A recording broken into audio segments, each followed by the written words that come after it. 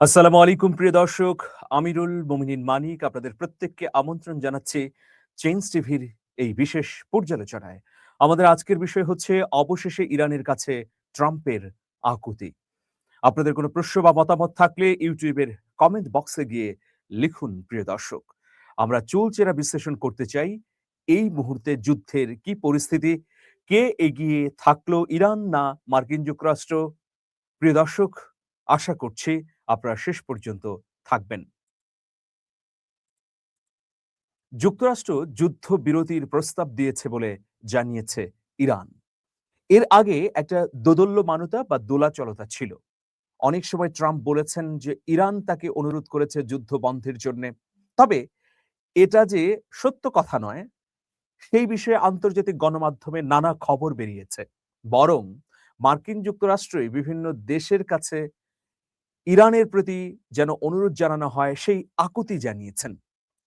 এর আগে রাশিয়া, চীন, ফ্রান্স এই রাষ্ট্রগুলোকে ডোনাল্ড ট্রাম্প অনুরোধ করেছিলেন ইরানকে যেন বোঝানো হয় যে এই যুদ্ধ আর বেশি দিন চালানো ঠিক হবে না। মধ্যস্থতার জন্য বেশ কটি রাষ্ট্রকে ট্রাম্প ধরেছেন।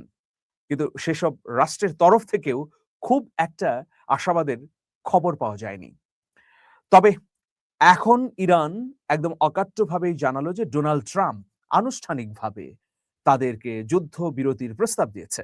তবে তা প্রত্যাখ্যান করেছেন দেশটির সর্বোচ্চ নেতা আয়াতুল্লাহ মুজতবা খামেনি।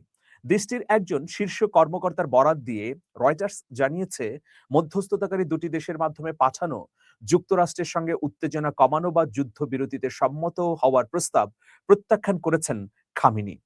নাম প্রকাশে অনিচ্ছুক ওই কর্মকর্তা আরো জানান, সর্বোচ্চ নেতা হিসেবে দায়িত্ব নেয়ার পর নিজের প্রথম পররাষ্ট্র নীতি বিষয়ক অধিবেশনে যুক্তরাষ্ট্র ও ইসরায়েলের বিরুদ্ধে প্রতিশোধ নেয়ার বিষয়ে খামেনির অবস্থান ছিল অত্যন্ত কঠোর এবং গুরুতর। তবে তিনি সশরীরে ওই অধিবেশনে উপস্থিত ছিলেন কিনা তা স্পষ্ট নয়।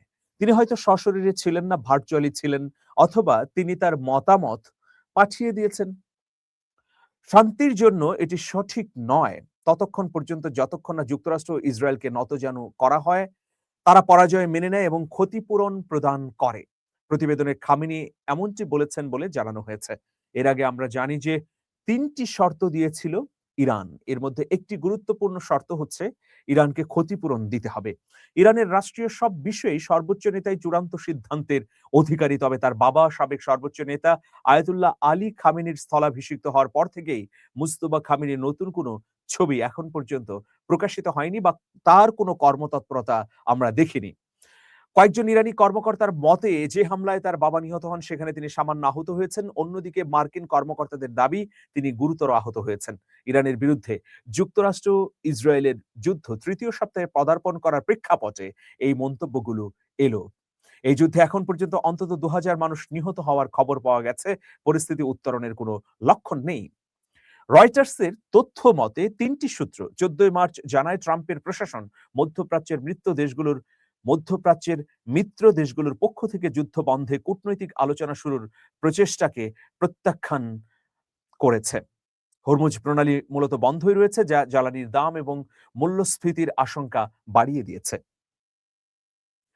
ইসরায়েল ধারাবাহিকভাবে বেশ কিছু উচ্চ পর্যায়ের হামলার দাবি করেছে। প্রতিরক্ষা মন্ত্রী ইসরায়েল কাটজ জানিয়েছেন যে রাতভর চালানো এক হামলায় ইরানের জাতীয় নিরাপত্তা প্রধান আলী লারিজানি নিহত হয়েছেন। তবে ইরান এ বিষয়ে এখন পর্যন্ত মন্তব্য করেননি। তবে আলী লারিজানি সোশ্যাল মিডিয়ায় একটি চিঠি প্রকাশ করেছেন। তার স্বহস্তে লেখা এই চিঠি নিয়ে ইতিমধ্যে তোলপাড় শুরু হয়েছে প্রিয় দর্শক। তার মানে আমরা সুস্পষ্টভাবেই বুঝতে পারছি যে ইরান এখন এই যুদ্ধ চালিয়ে যাবে যতক্ষণ না পর্যন্ত মার্কিন যুক্তরাষ্ট্র এবং ইসরায়েল ক্ষতিপূরণ দিতে বাধ্য হয় বা পরাজয় স্বীকার করে প্রিয় দর্শক। এর মধ্যেই আরেকটি বিপত্তির খবর শোনা গেল। ভয়াবহ হামলা শুরু করেছে ইরান ইসরায়েলের তেল আবিব সহ অন্যান্য শহরে। বলা যায় যে একদম লন্ডভন্ড বা সর্বশেষ অবস্থা তৈরি করার জন্যেই এই হামলা। তো প্রিয় দর্শক, আমরা সেই হামলার বিষয়েও আপনাদেরকে খবর দিতে চাই। দেখুন, এই যে যুদ্ধ চলছে, এই যুদ্ধে প্রথমে ইরান নিঃসঙ্গই ছিল। আস্তে, আস্তে ইরানের মৃত্যু সংখ্যা বাড়ছে এবং ইসরায়েল ও মার্কিন যুক্তরাষ্ট্র নিঃসঙ্গ হয়ে যাচ্ছে। এটাই হচ্ছে খুব বড় একটা চমক ইরানের পক্ষ থেকে। সেই জন্য বলা হচ্ছে ইসরায়েলের মেরুদণ্ড ভাঙার হামলা শুরু করেছে ইরান। কি আছে এই মেরুদণ্ড ভাঙার হামলায় সেটা আপনাদেরকে জানাতে চাই। ইরানের আধা সরকারি বার্তা সংস্থা তাসনিম নিউজ জানিয়েছে ইসলামী বিপ্লবী গার্ড কর্পসের অ্যারোস্পেস ফোর্সের কমান্ডার সর্দার মুসাভি আমেরিকান জায়নবাদী শত্রুর বিরুদ্ধে অঞ্চল জুড়ে কার্যকর এবং শক্তিশালী হামলার এক নতুন যুগ তৈরি করার ঘোষণা দিয়েছেন। তিনি আরো বলেন, তেল আবিব এবং ওয়াশিংটনের অহংকারের মেরুদণ্ড রাস্তা ও চত্বরগুলোতেই ভেঙে দেয়া হবে। আইআরজিসির ভোর থেকে ক্ষেপণাস্ত্র ড্রোন ব্যবহার করে পুরো অঞ্চল জুড়ে মার্কিন এবং ইসরায়েলি অবস্থানগুলোতে তীব্র হামলার ঢেউ পরিচালনা করেছে। ইসরায়েলি সামরিক বাহিনী জানিয়েছে, ধেয়ে আসা ইরানি ক্ষেপণাস্ত্র প্রতিহত করতে বিমান প্রতিরক্ষা ব্যবস্থা সক্রিয় রয়েছে। ইরান থেকে তাদের ভূখণ্ডের দিকে ছোড়া ক্ষেপণাস্ত্রগুলো প্রতিহত করতে বিমান প্রতিরক্ষা ব্যবস্থা কাজ করছে। সামাজিক যোগাযোগ মাধ্যম এক্সে একটি পোস্টে তারা জানায়, হোম ফ্রন্ট কমান্ড লক্ষ্যবস্তু এলাকার মানুষের মোবাইল ফোনে একটি নির্দেশনা পাঠানো হয়েছে। সেখানে তাদের নিরাপদ আশ্রয়ে লুকাতে এবং পরবর্তী নির্দেশ না দেওয়া পর্যন্ত সেখানে অবস্থান করার নির্দেশ দেওয়া হয়েছে। ইরানি ক্ষেপণাস্ত্র হামলার পর ইসরায়েলি উদ্ধারকারীরা সম্ভাব্য আঘাতপ্রাপ্ত স্থানগুলোতে কাজ করছে। দ্য টাইমস অব ইসরায়েল জানিয়েছে যে মধ্য ইসরায়েলে ইরানি ক্ষেপণাস্ত্রের সতর্কতামূলক সাইরেন বাজার পর ইসরায়েলি উদ্ধার কর্মীরা আঘাতপ্রাপ্ত স্থানগুলোর রিপোর্টের ভিত্তিতে সাড়া দিচ্ছেন। প্রতিবেদনে আরো বলা হয়েছে, এই হামলায় এখন পর্যন্ত কোনো হতাহতের খবর পাওয়া যায়নি। এতে অল্প সংখ্যক ক্ষেপণাস্ত্র ব্যবহার করা হয়েছিল। অবস্থা দৃষ্টে মনে হচ্ছে যে ইসরায়েলের লোকজন স্টিলের তৈরি বা শক্ত ধাতব পদার্থের তৈরি, তাদের দিকে ক্ষেপণাস্ত্র বা মিসাইল মারলে সেগুলোতে কোনো ক্ষয়ক্ষতি হয় না। মূল খবর হচ্ছে যে ইসরায়েল প্রতিনিয়ত তার দুর্বলতা, ব্যর্থতা এবং পরাজয়ের খবরগুলো নিষেধাজ্ঞা জারি করে গোপন রেখেছে। ফলে তারা একটা সাধারণ বিবৃতি দিয়েই দায় সারতে চায়।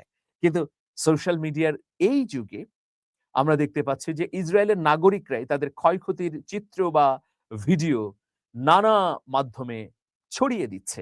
কি যে ভয়াবহ পরিস্থিতি তৈরি হয়েছে তেল আবিব, হাইফা সহ ইসরায়েলের বিভিন্ন অঞ্চলে, সেটার খবর আন্তর্জাতিক মিডিয়ায় প্রকাশ না পেলেও সোশ্যাল মিডিয়াগুলোতে আমরা দেখতে পাচ্ছি। প্রিয় দর্শক, তার মানে হচ্ছে যে ট্রাম্প এখন অফিসিয়ালি ইরানকে অনুরোধ করলেন আর ইরান প্রত্যাখ্যান করলো। তাহলে যুদ্ধ কোন দিকে যাচ্ছে বুঝতেই পারছেন। ভালো থাকবেন সবাই। শুভেচ্ছা নিরন্তর। আল্লাহ হাফেজ।